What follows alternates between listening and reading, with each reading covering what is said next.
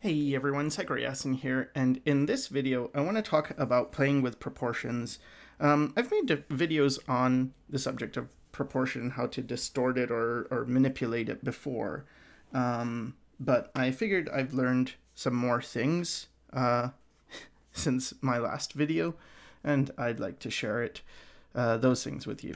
So you might be familiar with sort of an 8 head tall proportion, and a lot of people have seen this in art books and things where you take a figure and you can break them down into a certain amount of heads. So this one is 8 heads. You can have 7.5 heads or 7 3/4 heads. Halfway is the crotch, so then you get the legs here, you get the upper body here, and the arms here, and we have a little person. But the problem with this is that first of all, it's a very specific type of body that is 8 heads tall. It's a very rare body, actually. It's often athletes have this type of proportion, and so it's considered like heroic proportions. And the idea is you learn this basic proportion to begin with, and then you kind of play around with the proportions. But what often happens is a lack of playing around. Like, I think it is true that that works. If you learn the proportions, eventually you can manipulate them. That's certainly what I did. But after drawing for so long, you start to kind of learn what you can, like what is essential and what you can play with, and in what areas you don't necessarily have to stick to the proportions. So I want to explain what proportions are important, like you really should stick with these proportions, and what proportions are not so important, and maybe you can play around with them. So first of all, one of the most important things I've found is the mechanical way the body works. So with your arm, for instance, you can bend your arm. So here's your shoulder, here's your elbow, and then wrist. So you can bend your arm like this, right? There's your hand, and you basically touch your shoulder, unless you've got a physical condition. Maybe if you're super buff and your arm muscles got too big, it might be hard to touch your shoulder. But otherwise, you can kind of touch your shoulder. So the idea is this distance from the shoulder to the elbow to the wrist, it's kind of equal. So that's a proportion that's not based on like how many heads tall a thing is. It's based on the mechanical function of the body. Same with the leg. Like the leg bends in a certain way, and that allows you, to move.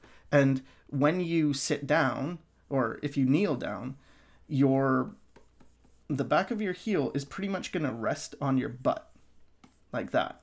So that's a proportion that, whether you're tall or short or whatever, you're still going to maintain that.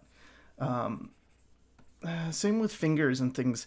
Like your finger has to bend, and it's got a certain proportion, and the reason you have that proportion is so that you can bend your finger and make like a fist, or your fingers naturally bend in on themselves. So that's another important proportion. So there's a few of these like mechanically based proportions, and not necessarily ones that are based on an ideal. And I think those are much better to learn, because once you know them, you can do a bunch of weird stuff with the figure and it'll still look fine. For instance, we could have a person, and let's just say the arms are going to be it's going to be an equal distance from the shoulder to the arm, and an equal distance from the hip to the knee to the foot. Okay, but we can make like the torso super tiny. So let's say the torso is tiny. usually there's like a fist spaced space. Like if you made your hand into a fist, there's like about that much room between your rib cage and your pelvis. So let's just say we kept that the same. But now, like, I could make the legs this long. Of course, this is gonna look kind of weird, but it still kind of works. So long as I keep the knees halfway, elbows halfway, because these proportions are fine to adjust. Like I can make this part longer and it's fine. Because this figure still kind of looks believable as a thing that could move. Like you could make it a robot, and then it's like, well, does this robot look super out of proportions? No, but you could very well see how a person could be out of proportion if certain things, like if I didn't keep this the same. Let's say I made the elbow here, so it's no longer halfway. Well, now this will, it might look interesting, but it looks slightly out of proportion. So those are important proportions. With the head, there's also a bunch of really important proportions. So you might look at a head and say, well, you know, eyes are halfway, and then the nose is halfway from the eyes to the chin. Well, that's fine, but that's not actually essential. I could still make the eyes really high up and then the chin really low and have this work and have this be in proportion. What's actually more important are things like the structure of the face. And this is easier to see from a side view. But let's say I have an eye socket here, nose, chin, jaw, ear, neck. Okay, so one of the things that doesn't really change is across from the eye. Like if you look at the eye and you follow that back, that's pretty much that will like point to the part of the skull that's the furthest out. Then there's a part where the cranium starts to turn over and it connects with the neck. This line lines up with the nose, the bottom of the nose. So whether I make this face like super tall, I can make the eye socket here and then still have it so here it's very narrow and tall, but here's the back, like the furthest part out of the cranium, and then make the nose really short, and then that's where the neck attaches, and then the face is like this, and it'll still feel fine. I mean, to me anyway, it feels fine. It might be like kind of funny looking, but it doesn't look like it can't work. It just looks like, oh, okay, so this guy's got a weird face. There's another thing, which is that the angle of the eye, so the eye's kind of at an angle. That's the first thing. And the eyelashes line up with this turn in the head, like where the nose goes this way and then it goes that way. That's kind of where the eyelashes line up. So then what happens is you have the eyes at an angle because you have the eyeball. Here's the iris, pupil, and then like a lens on top, right? But our eyes, our eyelids aren't really like this all the time. They're usually like the top lid is more like this, and then the bottom lid is a bit more open. So we get a little more straight at the top, usually anyway, unless you're surprised, then your eyes like open out. But for most people, it's a bit more straight at the top and a bit more open at the bottom. And that creates this kind of like angle. If you follow this angle, it actually goes right into the neck. So this is really useful because whether we have like this type of face, we can kind of get where the neck would be by following that angle. Or if we have this type of face, we can do it. You know, you can move things around a lot and still have the figure work. So those are the types of proportions I think are better to use. And well, I'm sharing the big things with you, and there's not that many, right? Like, okay, you've got the things like back of the head. You want the neck to be at an angle, but that's not really about proportions. You could have long necks or short necks. You could have long torsos, short torsos. We could have the eyes really high here. Give this guy kind of a sinister face.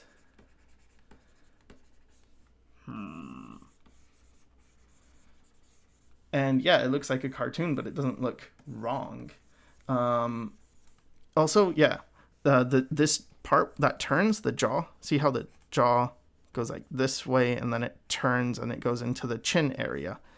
And then you have the ear here. And the ear basically goes from the eyebrow to the bottom of the nose, like in that region. But that's also very, like that can change a little bit. It's roughly in that area, but it's not absolutely in that area. But anyway, where this jaw turns is usually where the mouth is.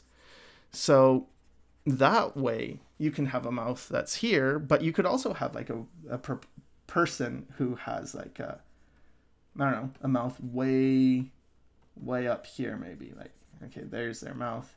And then they have a humongous chin. Okay, but where is the jaw going to turn for the ear? Well, it's going to be across from the mouth. That's where your jaw is going to turn. So you're still going to, you're going to have certain things that don't really change because the mouth has to open, right? Like this jaw has to open. So if you have a person with a weird face, it doesn't mean they don't exist or they can't like eat or anything. Like people can still do certain things. They can still, you know, bend their arms. So those are the things that are important. So let's say this guy's got like very thin eyes, big eyebrow, and a big jaw, small cranium.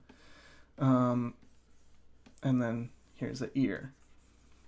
And then we can still follow that angle for the neck. We can still say, okay, the furthest part outside of the cranium is opposite from the eye, or still on the eye line, you could say. The end of the cranium ends at the bottom of the nose, so here, and that's where the rest of the neck comes in. That maybe has like a big neck, but a very short neck, maybe here.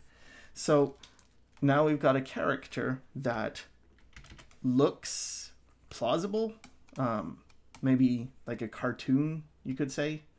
Yeah, and it might look like, well, that's a caricature, an exaggeration, and sure, yeah, you know, you're probably not going to see people with chins this big, but it's a caricature that looks fine. And there's this thing, this saying about how you should learn the rules before you break them.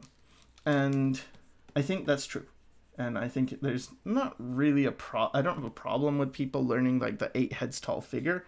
I just think after a while, it can be kind of limiting to only be able to do that. And if you want to learn how to manipulate or make kind of more interesting characters, you don't need to know everything. It's the same with like anatomy or perspective.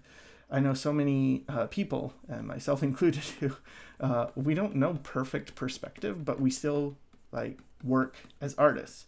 So that means you don't necessarily need perfect perspective. You need to know enough. You don't need to know all the proportions. You need to know enough. You don't need to know all the anatomy. You need to know enough. So how much is enough? What is the stuff that's super important, and what's the stuff that's like, well, I don't absolutely need to follow this? And the answer to that kind of changes depending on what profession you're talking about. Like if you were working on something very hard surface and mechanical, you probably do need a lot of perspective, sorry. So that's important to have. But if you're kind of just doing comics or something, well, comics require a bit of perspective, but not like perfect perspective. It just needs to be believable. And that's one of the biggest things I'm learning, is that believability is very important, not necessarily realism, but just does it make sense, and does it convey the message you want? If it conveys the message, it's working. If it doesn't convey the message, it's not working. And then it depends on what your message is. So if I want to convey a character, like let's say this guy right now that I'm working on, he's got sort of a character. Am I conveying that? If I am, then I've succeeded. in my mission. If I'm not, like if it doesn't look like the character I want it to look like, then I'm not really succeeding. So yeah, that's basically my spiel. I have to apologize for not making too many videos. I've been very focused on working on a webcomic for Space Waitress K, which is actually, it's been out for a little while, but it's taking up most of my time. But what I've been learning on it is a bunch of stuff. So now I feel like I'll try to teach more, but again, it's like time constraints. I don't have too much time, but I will. I'll try, because I have learned a ton of stuff from just, you know, working on a comic and stuff. So yeah, hopefully I can make more videos. But anyway, even if I can't, this one I felt was kind of something I wanted to talk about, just how to take proportions and manipulate them. So, you know, you can have a figure, and whether they have a long neck, not really important. The height of their head, not really important. Just make sure like the arms are from the shoulder to the elbow to the wrist. Make sure that's about equal. And then you could make like a person with legs here. Let's see if I can pull this off. No, let's make the legs a bit longer, but here. Okay, so we made the legs short, but the knee and the hip and the foot, that's still about the right distance. So maybe this person drags their hands on the ground when they walk. Maybe they got humongous hands, but it still can kind of work in a weird sense. And maybe this also helps to make characters, because then the character doesn't have to be perfectly human in their proportions, but they need to kind of feel like they could work. Like this person, like, oh yeah, he still can move. So yeah, that's that. If you have any questions about this, maybe I can make a follow-up video if there's something that's confusing about what I'm saying, because I don't know how much of this makes sense. I know I have a point, but I don't know if that point is being expressed well. So yeah, if you're not sure about stuff, just leave a message in the or leave a comment, and then I'll try to you know, make a follow-up video and explain in more detail. So I hope this helped, and thanks for watching.